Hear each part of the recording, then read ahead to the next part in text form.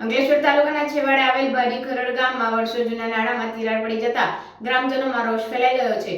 જર્જરિત નાળું વાહનને લઈ પસાર થવું જોખમી બન્યું છે।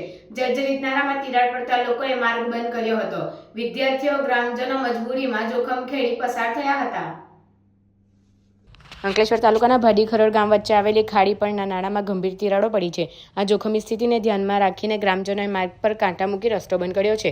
આ નાળું ગામનો એકમાત્ર જોડાણ માર્ગ હોવાથી વિદ્યાર્થીઓ, નોકરિયાત વર્ગ અને ગ્રામજનો મજબૂરીમાં જર્જરિત નાળા પરથી પસાર થઈ રહ્યા છે। વર્ષો જૂનું આ નાળું અચાનક બિસ્માર હાલતમાં આવી જતા લોકોને મુશ્કેલી વધી છે। ગામના આગેવાનોએ તંત્ર પાસે તાત્કાલિક મરામત કરવાની માંગ કરી છે। ચોમાસા પહેલા જો નાળાનું નવનિર્માણ ન થાય તો ગ્રામજનોનો એકમાત્ર રસ્તો બંધ થવાની સ્થિતિ આવી શકે છે। ભાડી ખરડ થી હાઈવે સુધી જોડાતો આ માર્ગ અત્યંત મહત્વપૂર્ણ હોવાથી તેની તાત્કાલિક મરામત આવશ્યક છે। સ્થાનિક રહીશોના જણાવ્યા મુજબ માર્ચ મહિનો ચાલી રહ્યો છે અને ચોમાસા પહેલા જો તંત્ર દ્વારા નાળાનું સમારકામ કરવામાં આવે તો જ લોકોને રાહત મળી શકે તેમ છે, અન્યથા આગામી ચોમાસામાં પરિસ્થિતિ વધુ વિકટ બની શકે છે। મારું નામ મુનવ્વર યુસુફ સેદાત, હું ભાડી ગામનો રહેવાસી છું અને આજે એટલા માટે ઊભા છે અમે લોકો કે ખરોડ ભાડીને જે જોડતો રસ્તો છે એ આજે સવારમાં જે પુલ બન્યો છે ખાડી ઉપર એ ડેમેજ થયો છે, બરાબર।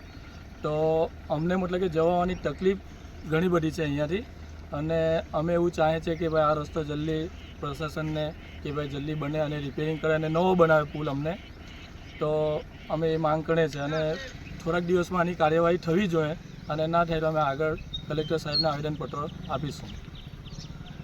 ભાડી ગામનો રહેવાસી ફારૂકભાઈ ઇસ્માઇલ અડા બોલું છું। મારે આ ચૂંટણીમાં જાણ કરવાની છે કે જે આ ભાડી ગામ અને ખરોડ ગામ વચ્ચે જે રસ્તો જોડતો રસ્તો જે છે તેના પર જે ખાડી પર પુલ બનાવવામાં આવે છે જે વર્ષો થઈ ગયા છે અને તે પુલ આજે સવારમાં લગભગ અહીંયાથી જે ગાડીઓ પસાર થઈ ત્યારે જે ડેમેજ જાણ થઈ તો અમે તાત્કાલિક ધોરણે અહીંયા આવ્યા તો મને એવું લાગ્યું કે આ જે પુલ છે તાત્કાલિક વાહન જોડવા લોકોમાં આવે તો બિલકુલ અહીંયાથી અવર જવાનો રસ્તો બિલકુલ બંધ થઈ જાય છે અને મોટી ખાનાની મોટી જાનહાની નુકસાન થયું છે।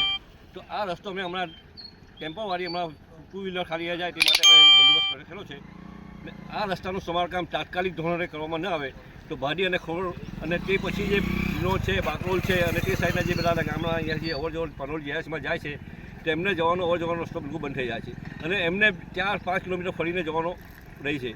તો આ મીડિયાના માધ્યમથી અમે જણાવીએ છીએ કે તાત્કાલિક ધોરણે અમારો આ રસ્તાનું સમારકામ થવું જોઈએ અને જો સમારકામ તાત્કાલિક નહીં થાય તો અમે કાર્યસરનો કલેક્ટરમાં અમે આવેદનપત્ર આપીશું અને આગળ અમે કાર્યવાહી કરીશું।